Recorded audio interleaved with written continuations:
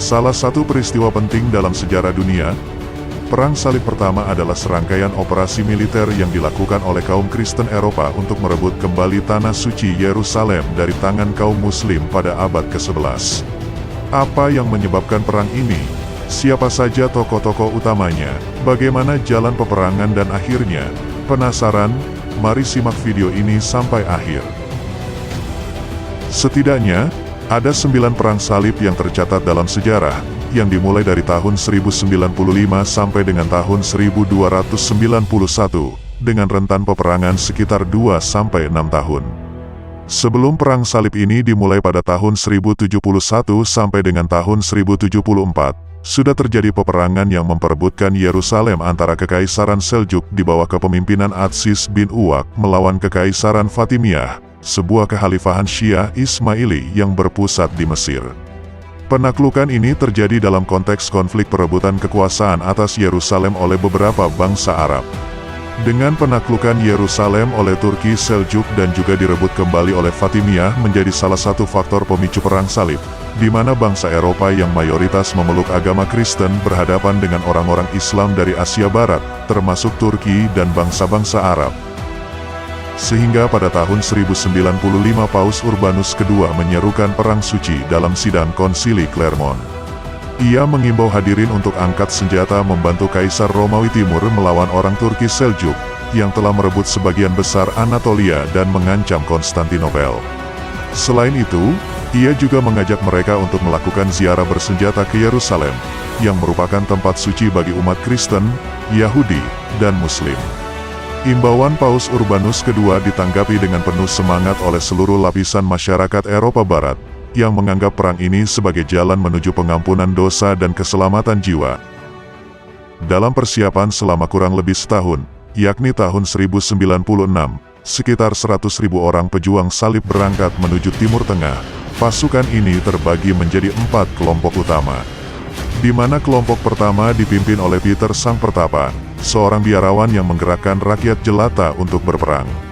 Kelompok ini tidak terlatih dan tidak teratur, sehingga mudah diserang dan dibantai oleh orang Turki dan Hongaria di sepanjang perjalanan. Dan kelompok kedua dipimpin oleh Godefroy dari Boulogne, seorang pangeran dari Lotharingia, yang membawa pasukan elit dari Prancis dan Jerman. Dan kelompok ketiga dipimpin oleh Raymond IV dari Toulouse, seorang konte dari Provence, yang membawa pasukan besar dari selatan Prancis. Dan kelompok keempat dipimpin oleh Bohemond dari Taranto, seorang pemimpin Norman dari Italia Selatan, yang membawa pasukan berpengalaman dari Sisilia dan Taranto.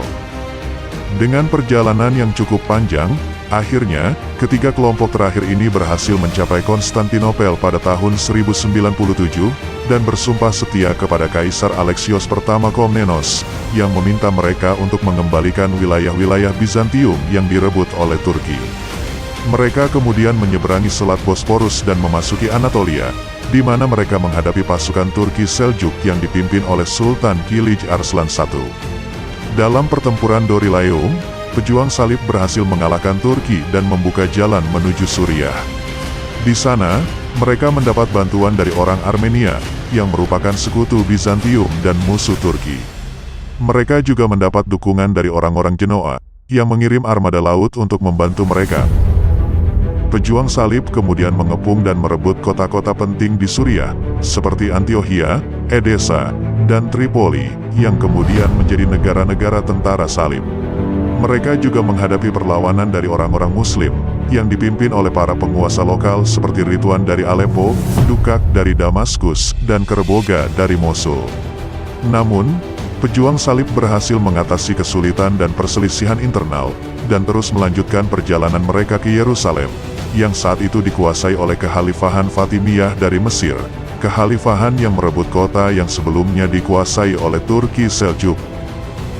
Hingga pada tahun 1099, pejuang salib akhirnya mencapai Yerusalem, dan mengepung kota itu selama 5 minggu.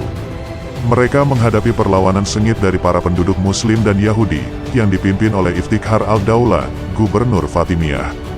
Namun, pejuang salib berhasil menembus tembok kota pada tanggal 15 Juli tahun 1099, dan memasuki kota dengan membantai ribuan orang tanpa pandang bulu. Mereka kemudian menguasai gereja makam suci, dan mengangkat Godefroy dari Boulogne sebagai pemimpin pertama kerajaan Yerusalem, salah satu negara tentara salib yang paling berpengaruh. Perang Salib Pertama akhirnya berakhir dengan kemenangan tentara salib, yang berhasil merebut kembali tanah suci Yerusalem dari tangan kaum muslimin.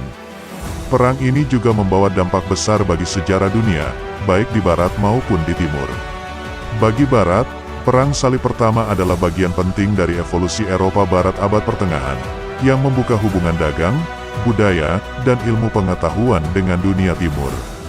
Bagi timur, Perang Salib Pertama adalah peristiwa yang mempengaruhi kesadaran umat Islam hingga kini, yang menganggap perang ini sebagai bentuk agresi dan penjajahan dari barat. Tapi jangan menilai ini telah berakhir, karena peperangan, perjuangan dan pertempuran sesungguhnya baru saja akan dimulai. Dan itulah beberapa fakta mengenai Perang Salib yang pertama yang jarang diketahui orang banyak. Semoga video ini dapat bermanfaat dan menarik bagi Anda. Jika Anda suka dengan video ini, berikan dukungan Anda dengan cara like, share, dan subscribe channel kami. Terima kasih telah menonton, sehat selalu, jangan lupa bersyukur dan sampai jumpa di video selanjutnya.